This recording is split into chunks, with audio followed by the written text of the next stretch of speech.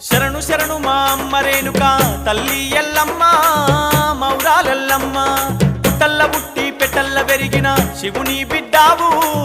గౌరీ బిడ్డావు శరణు శరణు మా అమ్మ రేణుక తల్లి ఎల్లమ్మ మౌరాలెల్లమ్మ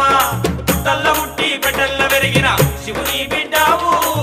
గౌరీ బిడ్డావు ఆదిశక్తివి అమ్మ భవానివి అఖిల లోకములు ఏలే తల్లివి శరణు శరణు